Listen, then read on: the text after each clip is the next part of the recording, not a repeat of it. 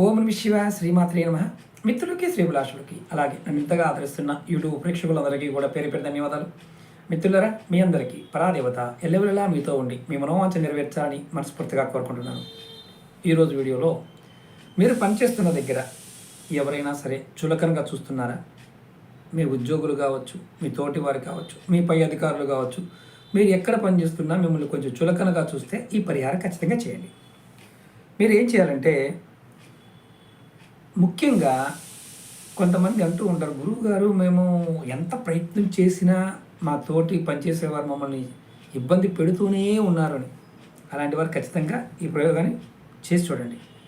మీరు ఆఫీస్కి వెళ్ళగానే, ఆ ప్రదేశానికి వెళ్ళగానే, అంటే డ్యూటీకి మీరు వెళ్ళగానే మీరు కూర్చునే కుర్చీని కానీ లేదంటే టేబుల్ కానీ కూర్చునే ప్రదేశంలో కాస్త శుభ్రం చేయండి.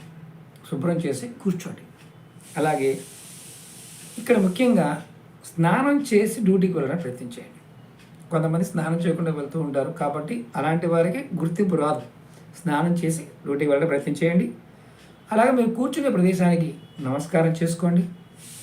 అలాగే మీరు టేబుల్ మీద కూర్చునేవారు, కుర్చీతో కూర్చుని టేబుల్ మీద ఉన్నవారు ఎవరైనా సరే, మీరు మీ టేబుల్ పైన మీ కుడి చేతి పక్కన ఒక గాజు గ్లాసులో నీరు నింపి పైన మూత పెట్టుకోండి.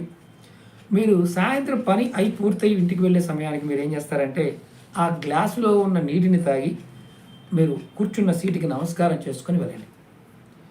ఇక్కడ ఈ ప్రయోగానికి మతము, కులము, జాతి అంటూ ఏమీ లేవు.